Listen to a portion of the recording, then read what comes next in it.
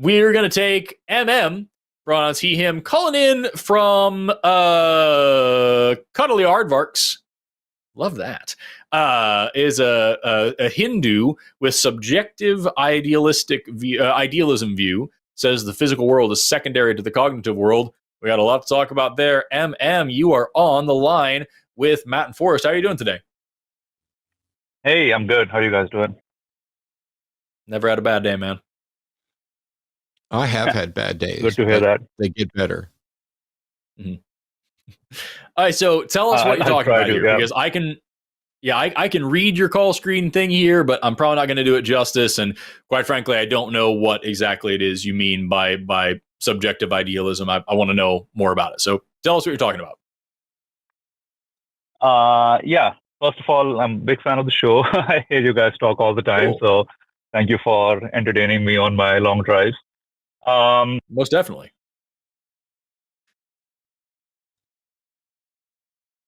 Oh, no.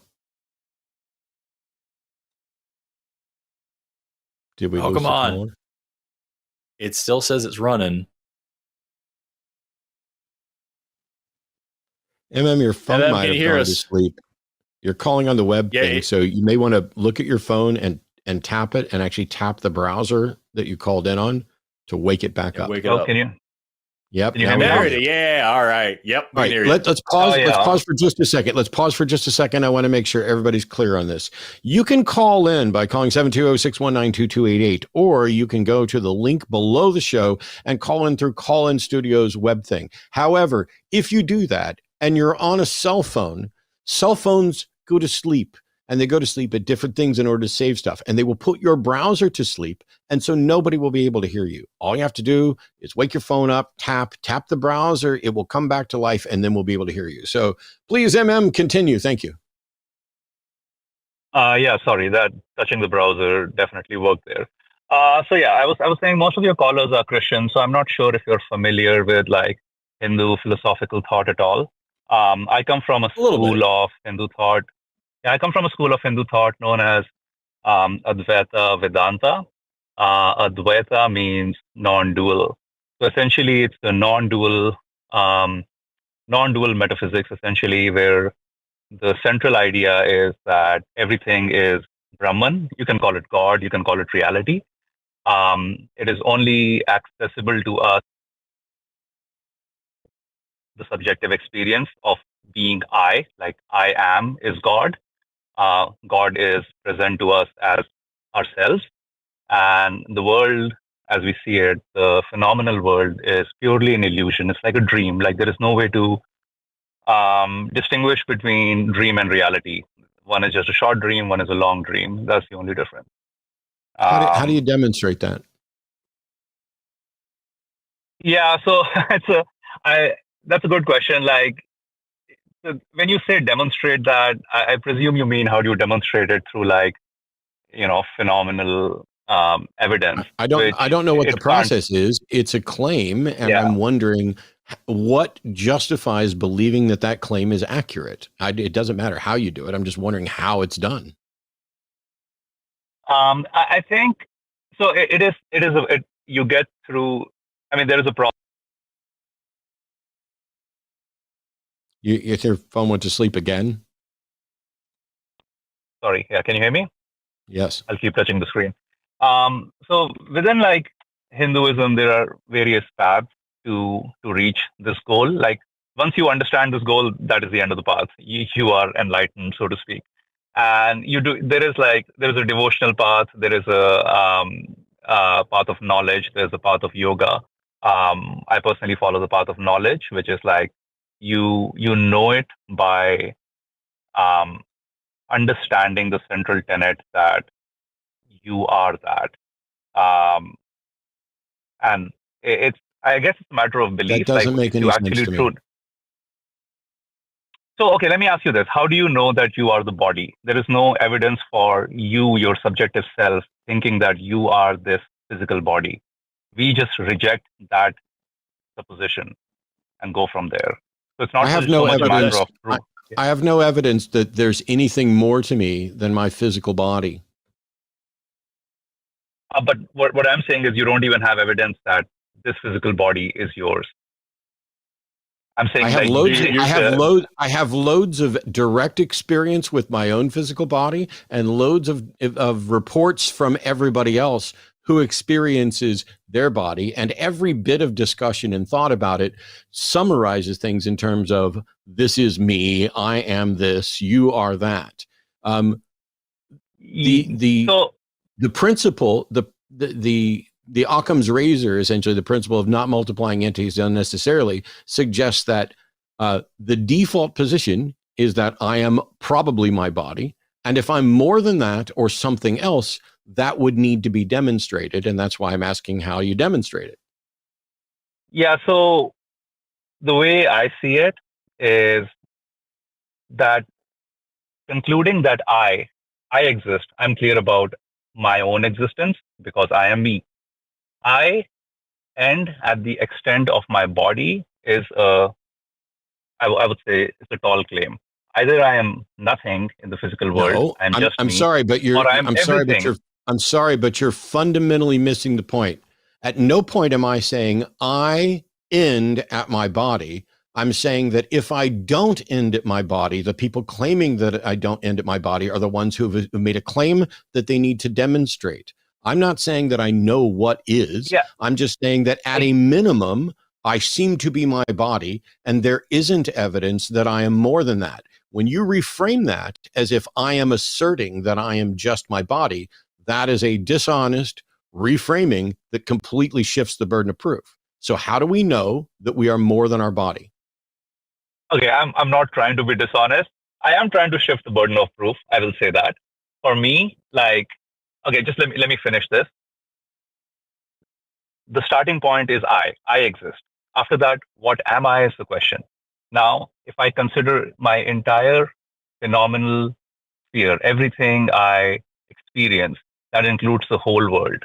So either I can conclude I'm the whole world, or I can reject all phenomena and claim that I am none of this. No, those are not the only two options. Specifically this body. That is an absolute false equivalency, that because you experience things that we identify as me, I experience things that I identify as me, my experience and feelings, and I experience things that identify as not me, which is Forrest is not me. Please let me finish. Please let me finish. Sure. Forrest is not me. That wall is not me. But that doesn't mean that I have to either say, oh, I'm neither, or I'm all of it. That is a false equivalency. Or a false dilemma, sorry. And your phone's probably asleep again. Yeah, sorry. How did you make the distinction that this hand is mine, but this table is not part of my body? Like at what point did you make that call? They're both in your phenomenal existence. They're both part of your experience. They're not both in my phenomenal experience anywhere near all the time. This table exists here in this room, and I can go to Europe and live there forever, and this table stays here. What is it that should make me convinced that that table is part of me? Yeah, but your body can change. You can lose your arm. When you go to sleep, you don't experience your body. But your body is why is yours. It when I You're ask making a question, call. you begin with, why is it when I ask a question for you to either demonstrate the claim that you're making, you completely avoid it, or when I make a claim that answers your question, you come back with another one about, why should you believe your body is X? Why can't you show us how you've determined that we are more than our bodies? I'm not saying we are more than our bodies. We are not our bodies.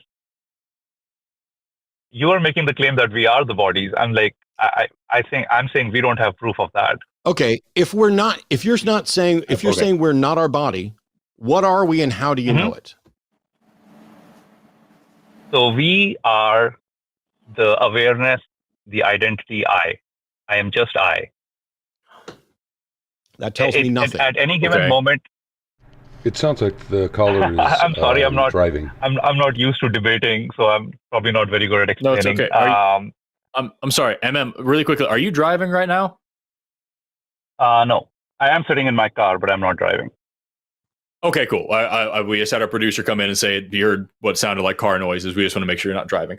if I can just quickly like jump in here, you say I am nothing but myself, and I'll say, how is this functionally any different than what I would say that I am just my mind, that my mind is just the emergent property of the electrochemical activity of my brain, that when my brain, just like Matt and I were just talking about a minute ago, if my brain changes or dies, my personality, myself, my identity will also either change or die. And at the end of the day, when this body is no more, I will also be no more. Why does what you're saying fits perfectly with a materialistic, naturalistic worldview as well? So why make the leap to then say that there's some sort of idealistic situation here? So because I'm not saying that I am the mind either. I'm saying I'm not the body and I'm not the mind. Both of those are just like phenomena in my experience. Prove it. You're saying that you're saying you're neither the body nor the mind. Prove it. Again, I don't think the burden of proof is on me in this case. You are completely stop talking. Stop talking. You are completely wrong. The burden of proof is on the person making the claim. If your claim is we are not merely the mind or the body, then you've adopted a burden of proof, which you'll either meet or you'll fail to meet. If you say the sky is pink and made of bubble gum, you've made a claim that you now have a burden of proof. I don't care if you think you have the burden of proof. You're reaching the conclusion that you don't have the burden of proof is probably why you believe something that you can't demonstrate. Now, can you demonstrate this or not?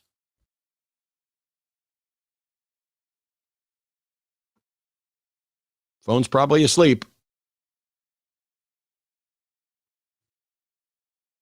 We are all born with the presupposition that we are the body or the mind, or we're not born with it. We gain it. No, we're not born with it. At some early age. We start thinking of ourselves as the mind and the body.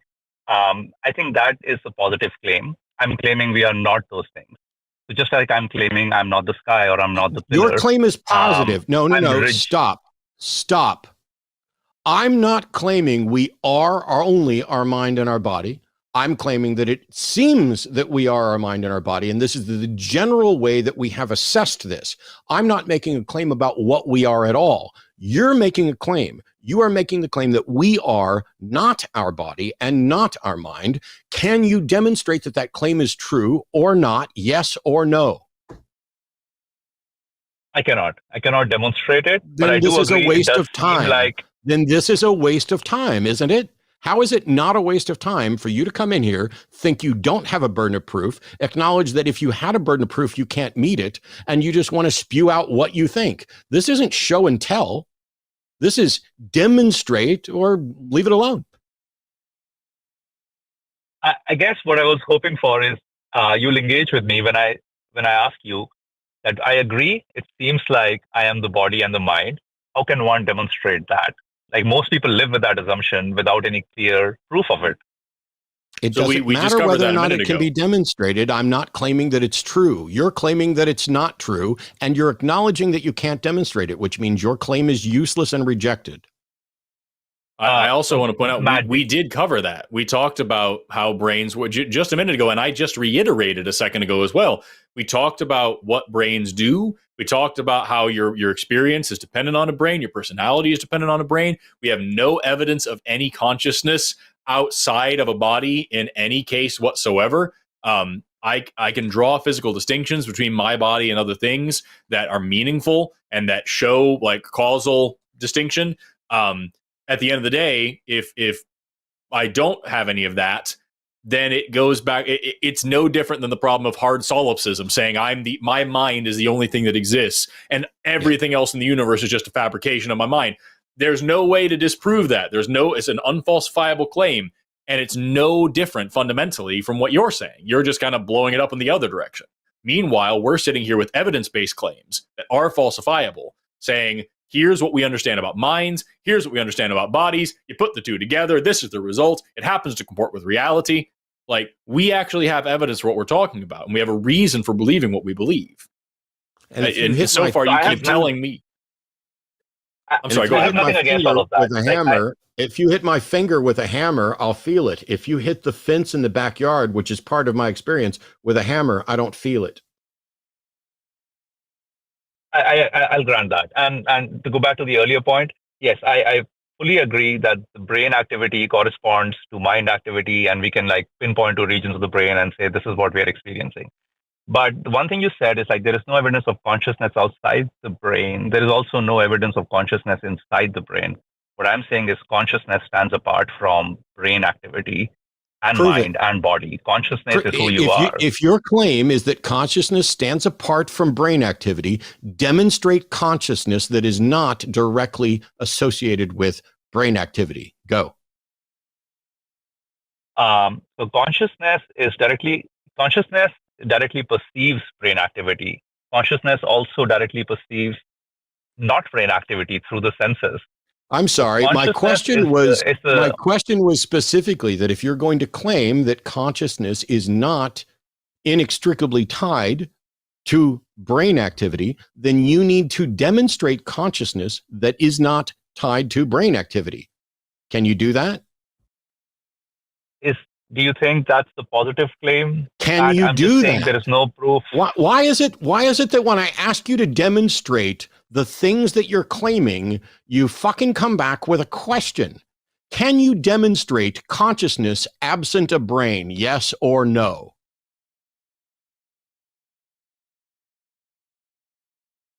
Your phone's probably asleep again.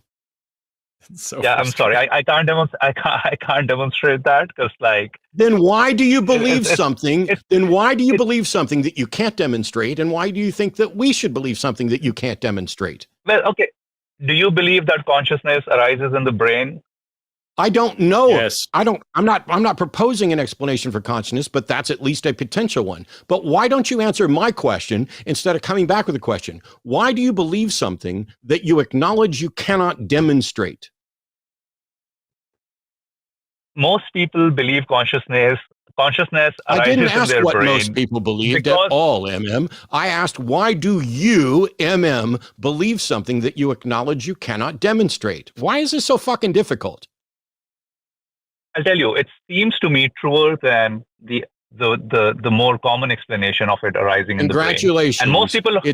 No, stop talking now. It seems to me truer. You are exactly an example of what I just got done talking about a couple minutes ago, where people are like, well, it just seems like the most plausible explanation to me. That is absolutely useless. It is not good epistemology. It is not good evidence. It is not good reason to believe something. You now have acknowledged that you believe something for which you don't have a good reason, but you're just going with your gut feelings. That is completely useless to me and anyone else who cares about an evidence-based worldview.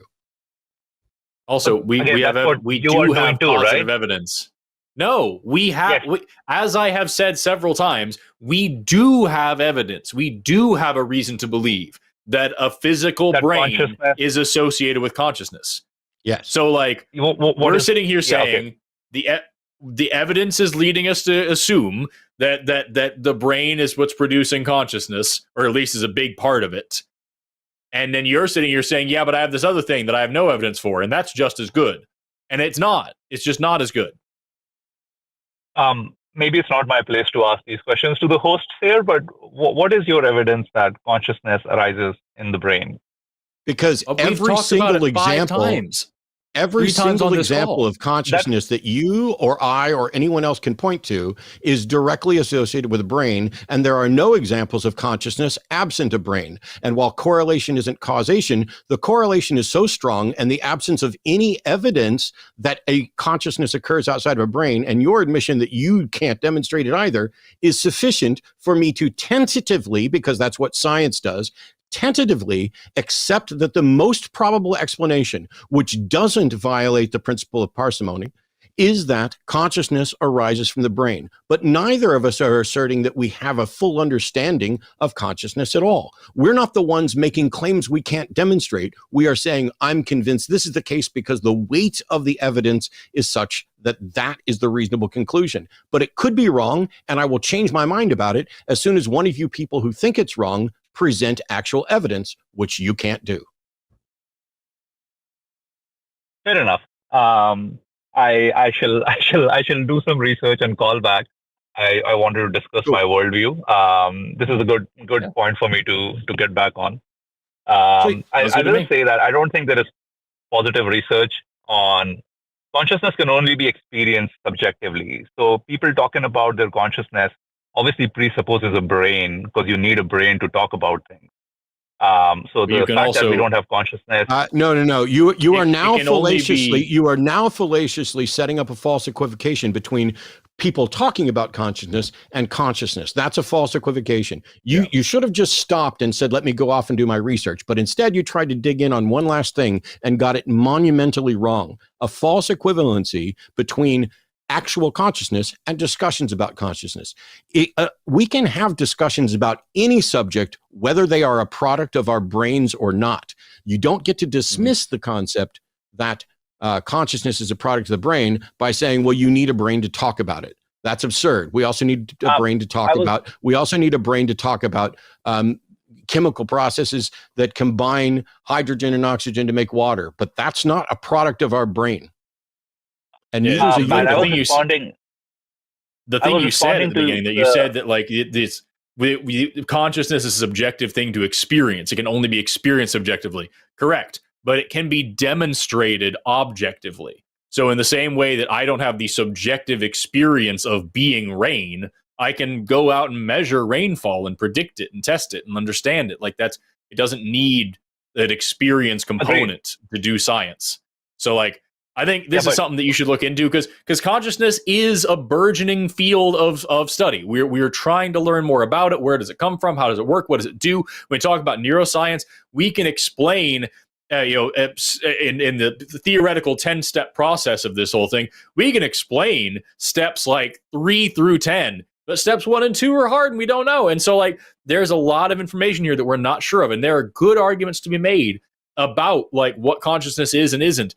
But saying that it's something that's outside of the body is something that you have a huge amount of work cut out for you before you're going to be capable of making that argument. But with that, we're going to let you go and move on. Okay. All right. See you guys. Nice talking to you. Bye. Nice talking to you too, man. Yeah. He's a nice guy. I don't have anything against him personally. Just it would be great if you would, if you get asked a question, answer the question. Don't use a different deflection. You know what I mean? Yeah. And it would be so much easier. I'm sorry, go ahead. It would be so much easier if when I ask a question that you're not sure how to answer, you say, I'm not sure how to answer. Yeah. I don't know what the answer is. Cool. All right, trust me, neither Forrest nor I think we have all the answers, nor are we expecting any caller to necessarily have all the answers. But if you're going to call in and say that you are convinced that consciousness is not a product of the brain, then you've made a claim for which there's a burden of proof. If I got on here and said consciousness is merely only a product of the brain, I would be adopting a burden of proof. I don't know whether or not I could actually meet that burden of proof. We'd have to talk about the standards of evidence in the process that we're using, but I would have a burden of proof. If I say I'm convinced that the current best explanation is that consciousness is an emergent property of the brain or a product of the brain, or the thing that we call a mind is a function of the brain, and somebody says, why do you believe that? I can say, because every example of consciousness we have is associated with the brain. There are no examples of consciousness that isn't associated with the brain. We can knock people unconscious. We know when people go unconscious and become conscious again. We can explore this. We can tinker with the brain. We can shock the brain. We can sever the corpus callosum. We can show how this fundamentally changes all of the various aspects of who we are and everything else, and how it manipulates our conscious experience. If you want to claim that there's something more, that in addition to what appears to be a brain functioning, there's some ghost in the machine, you not only have to go through and solve all the problems that I raised before when talking about a soul, but you have to show what the method is and mechanism for investigating this to reach the conclusion. I'm not saying you're wrong. Yeah. I'm saying you haven't done your homework yet. Yeah, absolutely. And that's a big thing. The way that conversation went, it was very much the same kind of apologetics that I think MM has been exposed to and has been convinced by. It's, well, here's this other interesting thing so you don't have to think about the hard root of the problem that you're having. Here's this kind of flowery explanation for something else. And like that kind of thought process, that kind of debate tactic and everything, there's a reason why it's so prevalent in religion. It's a great thought stopping exercise. And so like I hope that that's something that he can kind of notice in what he's saying. Like you just said, we're not saying we have all the answers. I don't think anybody does at this point. But there are answers, and there are really serious questions to be asking. And if you're just sitting here at this surface level of like, yes, I acknowledge I'm shifting the burden of proof. I don't really need to prove what I'm saying because I don't really care. Like, I don't know why. I don't know why that works for you. It's a testament to our process. In a minute, I'm going to slip away for just a second, but you're fine. It's a testament to our process because let's go back to before we had any sort of understanding about internal organs. People still were conscious. If somebody said that consciousness resides in your left finger and it then exudes to all of your body, then anybody who lost their left finger and remained consciousness, well, that would be a defeater for that proposition. Similarly, as we go through, we can start eliminating various things. We have no reason to think that consciousness is a product of our lungs or any number of things. But everything that we know and understand about consciousness is identifiably tied to the brain as we study it and learn about it more. I'm not remotely, so consciousness is still a little bit of a mystery. I mean, I remember when Dan Dennett wrote Consciousness Explained, one of the reviews that I read of the book was this book should be called Consciousness Explained Away, because in talking about consciousness, Dennett basically destroys all of the concepts that we have, because it may be, buckle up, folks, bong hit time. It may be that consciousness isn't even a thing. It may be that we're just putting a label on things in action, and there's nothing particularly special about it. There's nothing particularly unique about it, that we're just patterns of matter in motion and energy and everything else. And we have this perception. And it's just the same as watching the mirage of heat shimmering on a desert highway. That's not there. It's not real. It doesn't exist. It is an illusion.